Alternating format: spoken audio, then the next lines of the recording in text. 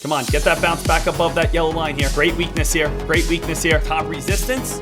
Top resistance. Top resistance. Guys, I'm jumping in here as you guys can see, looking for this thing to crack. Let's talk about what's going on in this market right now so that we're all set, ready to go for this absolutely huge day and finishing off in the green. Now, I'm going to tell you guys something right now. Last Friday was the day that I took my only red day of 2024. Fridays sometimes do get wonky. Fridays sometimes do get a little tough. Fridays do get a little bit challenging from moment to moment. I don't want to fall into some slump where it's like, uh-oh, here's a Friday. Ooh, deck loses on Friday. I don't want to fall into that slump at all.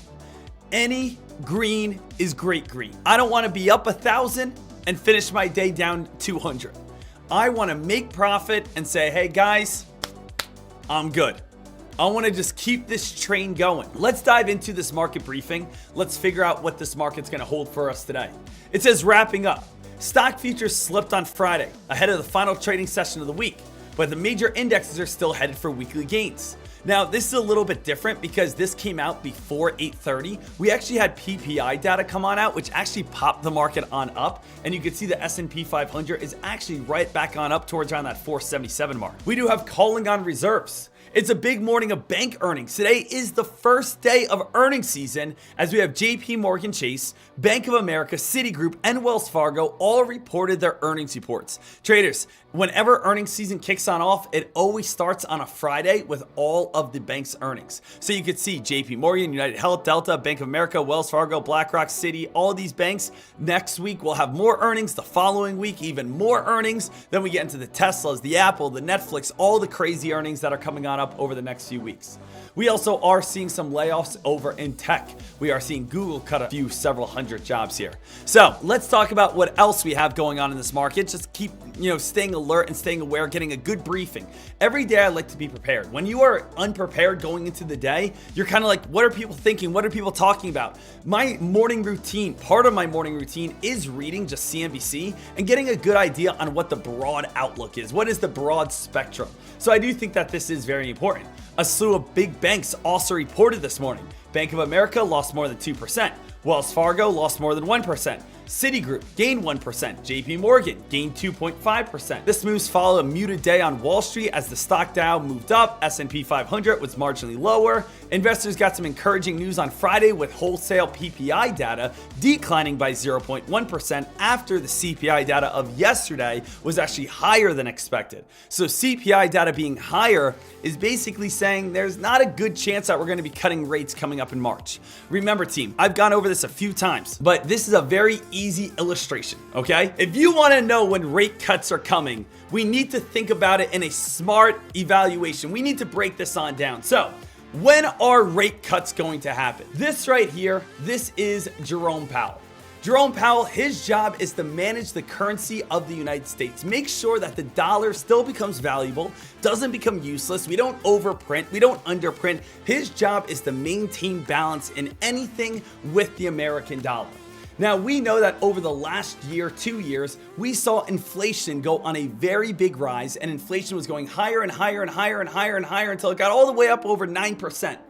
Then Jerome Powell said, hey, we got to start again raising on up rates. We got to make things more expensive so that people do not keep spending money, do not buy these crazy ultra houses and cars and take out these loans and this and that. So we are going to make things more expensive all the way on up towards 7% interest rates so people slow down their spending. Now, with that being stated, the whole idea of this is to bring down inflation.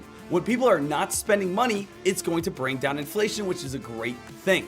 Now, everyone's asking themselves, well, when are we going to be cutting interest rates? Because right now we are sitting at that 7% interest rates, and obviously we as the American people want to see interest rates become lower so we can start spending more money. But we can't get these interest rates lower because Jerome Powell says the moment that I lower these interest rates, all you guys are going to start buying a whole bunch of stuff again, and it's going to lead to inflation going all the way back on up.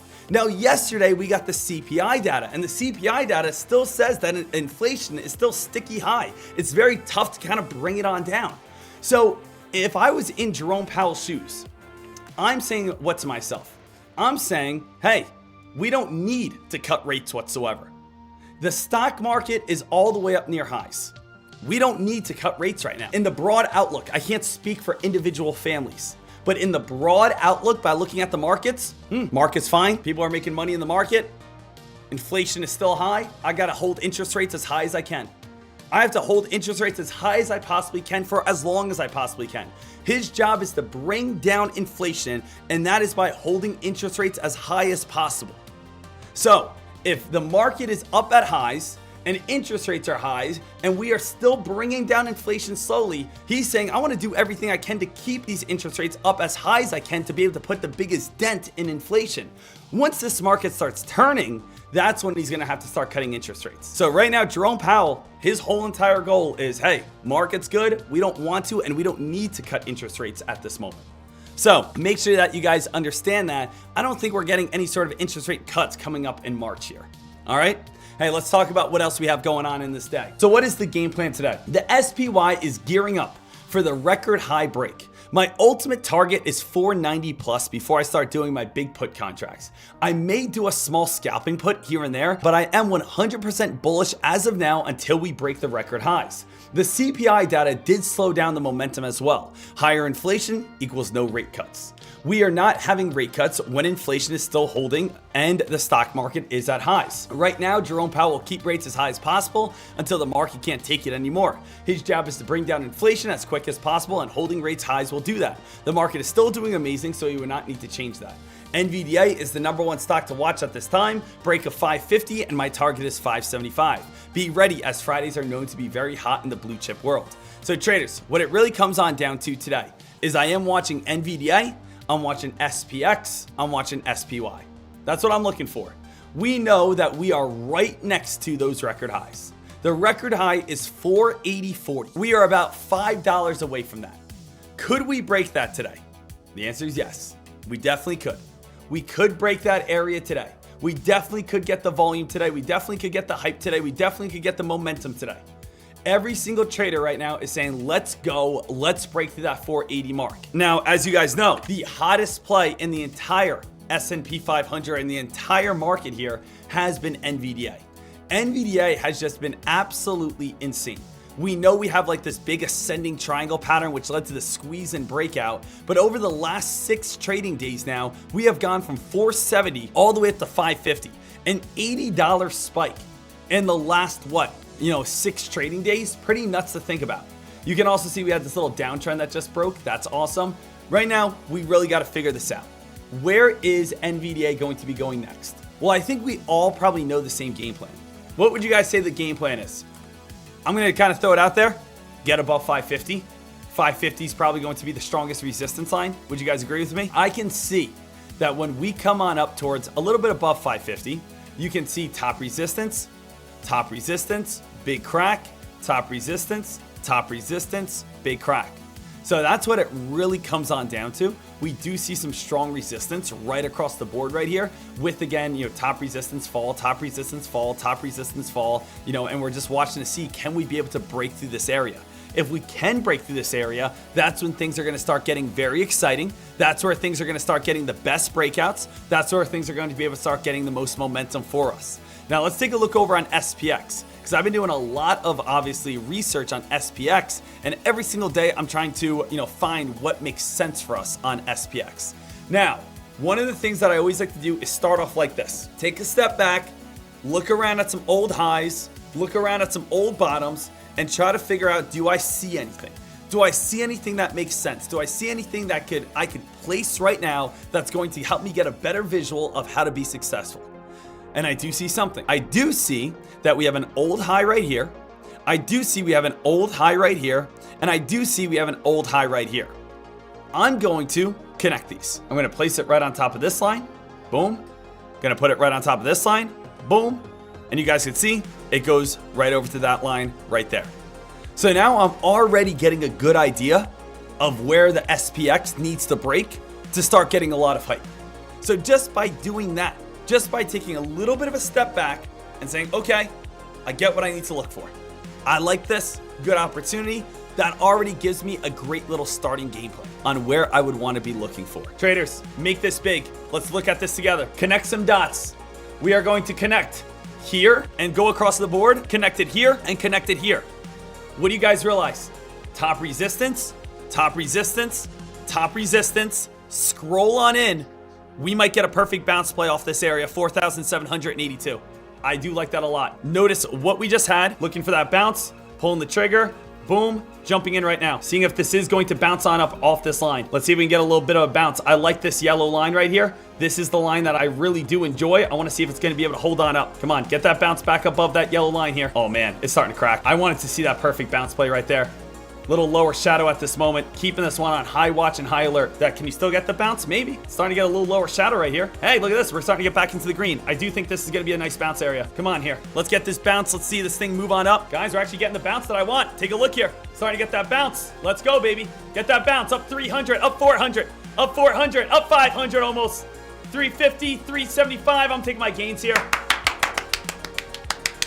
Gonna make me act up today. Gonna make me act up today, NVIDIA. Gonna make me act up. Arr! Arr! Just a little patience right now, team. We will see which way we break. Back above this yellow line, it's bullishness. Underneath this yellow line, it's bearishness. So yes, deck, I want to do puts. Well, we're only doing puts if it cracks this yellow line. If we go back above this yellow line, it's bullishness. Make sense? So we basically have this wedge right here that's starting to form. I'm going to show you guys exactly what I mean. Right now, we basically have this wedge. This wedge pattern is set up like this, where we have a higher low, and we have a steeper higher low, and we have the stock in the middle, where we are going up and down, and up and down, and eventually we're either going to spike on up, or it's going to turn and crack. So we are basically saying which one is going to be the answer. Right now, it's looking a little ugly, team. Getting a little ugly right now. Uh-oh, we are underneath it right here at this area. We are getting a little bit weaker underneath that yellow line. I'm jumping in. I'm jumping in here, seeing if we're going to have these put contracts pay out. Guys, I'm jumping in here, as you guys can see. Looking for this thing to crack. We just started cracking the wedge here. Already starting to get a little bit weaker. Can we get a little bit more of a sell-off here? Stay alert. Stay ready for the sell-off. Target would be all the way back on down towards that yellow line. It's a little bit of a stretch. You could just take gains if you want to. I'm just going to start off with $150 in profit. Just made $150 just like that, team. But I'm going to stay on this as long as we are underneath this yellow line. One more minute, possible sell-off here, traders. One more minute, possible sell-off. When it does drop, it's going all the way down to this yellow line. You can see it's already getting weaker. Guys, already getting weaker. Great weakness here. Great weakness here. Trying to get a little bottom right now. Trying to get a little bottom. It might crack here very soon. Come on, give us that crack. Give us that crack. Give us that crack. Starting to get weaker. Guys, I'm jumping in real quickly. Jumping in real quickly. See if I can get a little bit more out of this play. No! No! No!